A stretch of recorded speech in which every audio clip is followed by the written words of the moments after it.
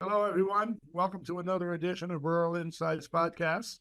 This is another one of our series about people who have grown up in the Upper Peninsula and gone on to careers around the world, whether it's in other parts of the United States or in the UP or internationally. And today, we're pleased to have with us Karen Ogle, who's had a very distinguished career in the State Department of the United States. Excuse me. Sorry about my raspy voice. And she's going to tell us about that in a minute. But first, I wanted to tell us, so if I remember right, you grew up in South Marquette on Fisher Street. Correct. And went through the Marquette education system, graduated from Marquette High School. Correct. And where did you go after that? What did you go right into foreign service? What did you do? No, I had a couple of what I like to refer to as my lost years. I wasn't really sure what to do with myself. Worked in a lot of jobs around Marquette. Eventually kind of realized I was smart enough to, do something a little bit more, and started going to Northern. And it was then that I first heard about the Foreign Service. A colleague that I was working with mentioned it, and it was a kind of a jarring moment because I thought, oh my God, this is for me. And what she was talking about at the time was a staff job as a Foreign Service secretary. So I thought, well, I know how to type, I can do that. So I started writing letters and eventually got in on that career path. I mean, that's how I started, which was pretty much at the very bottom of the Foreign Service ladder. Oh, that's great. And what helped you climb that ladder? We'll get to when you're up on that level. What helps you climb up that ladder? Well, I think what helps anybody is the people that you're working with. I was working for some of the department's most senior officials, and a couple of them came to me and singled me out and said, this is what you need to do. You need to follow this. You need to apply for this. You need to apply for this program. And, nobody has a successful career by themselves. And all these wonderful people that I got to work with helped steer me and guide me to what eventually became the Foreign Service career path. So before we leave it, do you remember who the person was at Northern who told you about the Foreign Service? Her name, no, well, I remember her name. Her name is Vera Thomas, and she was somebody who was working there. And her husband was with the Air Force. That was it. Oh, okay. Yeah. And I've never been able to find her. Oh, wow. And tell her that I did this. Yeah, that would be fun, wouldn't it? Yeah, I've tried. Yeah. So before we talk a little bit about your career steps, what are the values, behaviors, whatever you learned growing up in Marquette that have helped you through your career? What growing up in a community like the Upper Peninsula and Marquette, what are some of those things? That's a very good question. I think growing up in a small town, whether you know everybody or not personally, you kind of know who they are. That's this family, that's this family. Therefore, you're living in a bit of a glass bowl. So, people do know who you are and what you're doing. When we were kids, no other parent had a problem with disciplining us. And so we kind of kept policed that way to keep us on the straight and narrow. But also people really knew each other and came together in hard times. And an embassy is very much like that. You're living in a small town. You're working with these people. You're going to social events. You're going to official events. Some people go to church together. It's a small town, and it just replicates itself all over the world. And so knowing how to negotiate. Yeah, I think you're right. An embassy is, having worked in an embassy, that I understand. It's a tight community, and you do know everybody. Even I, as a low-level military person, you knew they may not talk to you, but you knew who they were, you know? Absolutely. Absolutely. Yeah. So tell us a little bit about taking all that Marquette we just talked about. What did you do in this career? Tell our listeners and viewers what you progressed, a little bit about where you lived, because I know you lived all around the world. So Yeah. I've been very fortunate. I started, as I said, as what was called a office management specialist, which at the time was a Foreign Service secretary. And I worked for the department's ambassadors and assistant secretaries in different countries and in Washington, D.C. and the National Security Council. I did that for about 9 years. And then I was invited to apply for this, what would be referred to in the military as the Mustang program, where you can take an enlisted E8 or E9 or something like that and convert them into an officer candidate. And so I applied for that, and you get one shot at it. And if you don't, if you're not accepted, then you just go and continue your other career path. And I was very fortunate. I got accepted, and that started a 27-year career as a fully accredited diplomat. That took me to basically all the continents except Antarctica. And I have done work as an administrator, a public affairs officer, like my colleague Rob. And then, but my specialty was consular work, which in the Foreign Service community, we have 5 cones, and one of them is consular. And what our jobs there are is we have 2 houses. We take care of American citizens, and we have the visa side of the house. So with the American citizen side of this house, we do things, very mundane things. If you lose your passport, you think it's a crisis. It's not, but we'll give you another one very quickly. To working in real crisis, so where, people need to be evacuated, their loved ones have died. They've been attacked. There's any kind of normal crisis that you read about in the paper. It's always the consular officer who goes to see this person. Jail visits. I've been in jails all over the world. There's a lot of variety in the quality of jails from country to country. Yeah. And then on the visa side, it's always to who's authorized to come into the United States, who qualifies, how do they do that, and how do we help them get in, and conversely, who is not qualified. It just so obvious, the visa side is the citizens of the country in which the consular office is located. So if it's in Mexico, France, or Poland, you would go to that consular office and say, I want to get a visa to go to the United States. Correct. And you have to, correct. Yeah.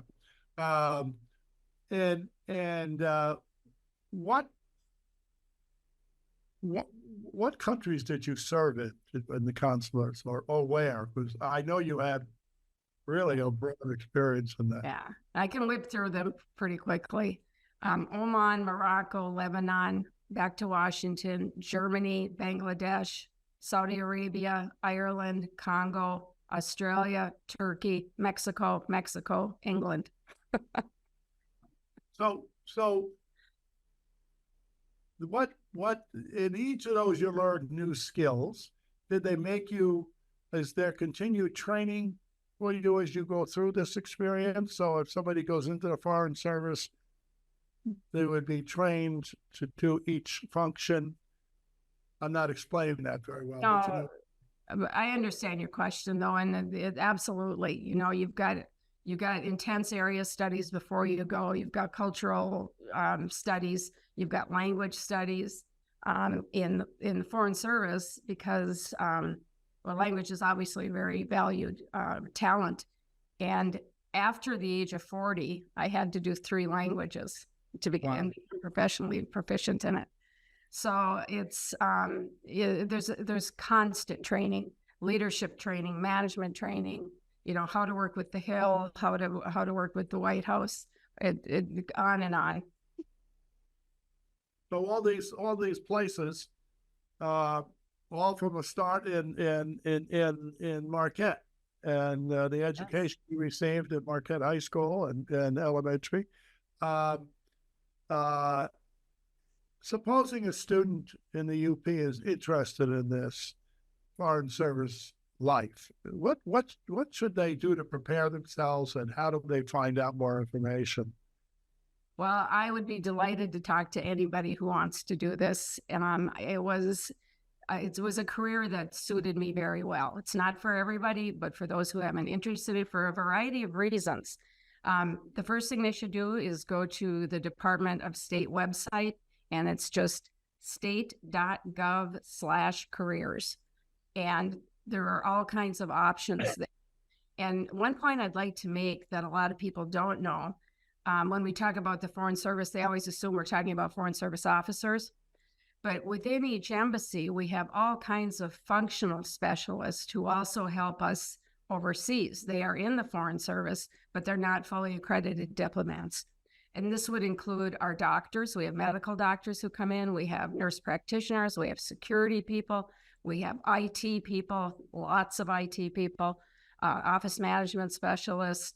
And these careers are all available as well. And if somebody has an interest in seeing the world and being a part of the foreign policy world, but doesn't necessarily want to do the wonky policy work, this is always a nice career option as well. It is so. It's somebody who is, let's say, graduates from Northern in criminal justice and thinking about becoming a police officer, that could go on this website and say, I could take my training and security to the Foreign Service.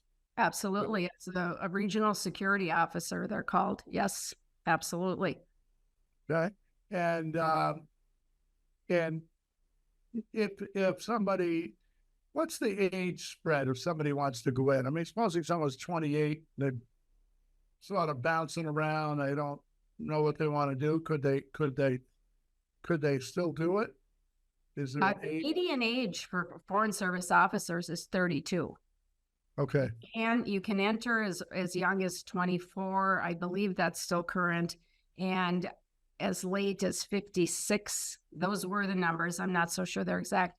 But yeah, usually they're people who've, most of them have master's degrees, law degrees, PhDs. They're very highly educated group of people for the officer corps, are very technically qualified, and they've usually had work experience. The department doesn't want to be a training ground necessarily to teach a younger person work-life skills.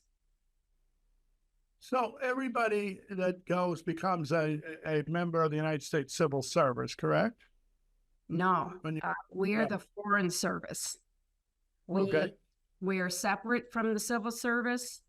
We have a separate grade and rank system than the Civil Service, although they match up at various levels.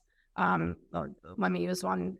Like a general in the Army is a senior Foreign Service officer. Counselor is a GS 16.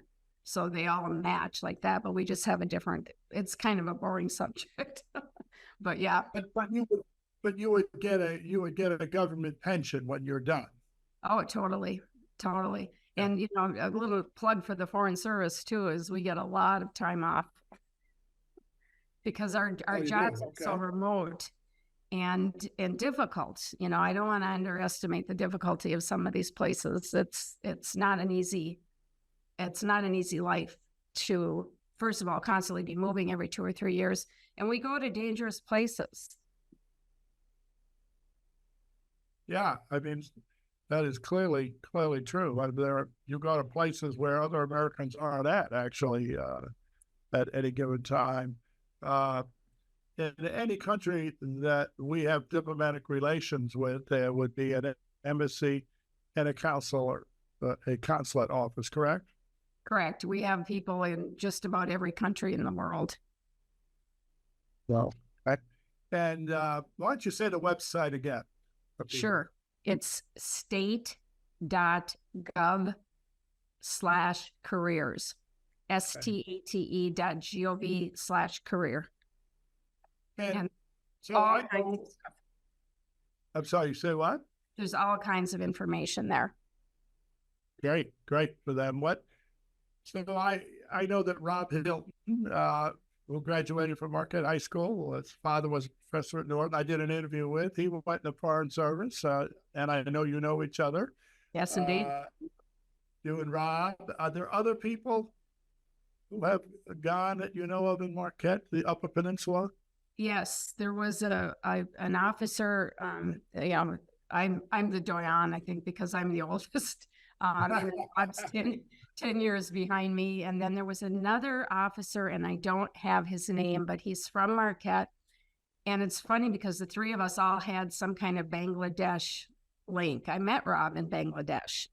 And this other officer, and again, this was 35 years ago, so I can't remember what his name was, and never ran into him again, but he was also from Marquette. So yeah, it's very heartening when you're in the middle of a place like Dhaka, and all of a sudden you run into somebody who, you can see what's going on downtown this night. Yeah, exactly. Yeah. There are a few faculty members during my era, which would be the 70s, who worked in the State Department and Foreign Service over the years. That were there. I know that, but they weren't from Marquette, although one was from Michigan. But I don't. I suspect the careers in the Foreign Service are a matter of someone telling a young person about it, right? I mean, you probably. I think, yes. Too, I didn't know about it growing up, but I mean. Great. I had no idea. I mean, I went into this pretty blind. And I think that one of the things that the State Department is really trying to do in the last 10 to 15 years is diversify from being a very elitist East Coast, the Ivy Leagues, to bringing people in from rural areas, bringing people in from, states that they just had not done enough outreach in, so that, to spread the word about what we do and what we offer. And so I for your listeners, I would encourage them to never let the fact that they're from a rural area hold them back ever, because you're very welcome in this. And I never once felt marginalized, which I thought was pretty amazing, because I came in, at a very low grade, and but I was treated as a colleague from day one. So you decided to retire, and you didn't move back to Marquette right away where you are now. You moved somewhere else, right? Arizona or something? Yeah, well, we bought a place in Marquette that you're familiar with, and then we bought a house in Tucson, and we were kind of going back and forth, and then just made a decision last year that, I think it's time just to have one house and kind of simplify life a little bit. And so now we're in a beautiful place in Marquette. But Karen is talking about is Karen bought the condo that I lived in with my wife, and we're delighted she's there. It's a beautiful place. Yeah. Well, I'm delighted to do this. I want to say thank you. We will. It's a great opportunity for young people to understand what these different careers are about and different opportunities. And I think you hit it on the head. It's one of the things we try to do at Rural Insights. We talk to a lot of students many times who tell us, young high school students, as well as college students, who say, I don't know, I grew up in a small town. I don't know if I can get into this. I don't know if they'll take me. And for them to understand there are people who have had amazing careers from small towns and big towns, and it's a great mix, and you're not going to be marginalized. Good. Good. It's a very good message to get out. And it's true. I lived it. Well, that's great. Well, Karen Ogle, thank you very much. We're glad you're back in Marquette, not only because you bought my condo, but it's fun having you back in town, and the opportunities for people to connect with you about life in the Foreign Service. So thank you very much. Thank you, David, for your interest. Really appreciate it. Okay. Have a great day. You too.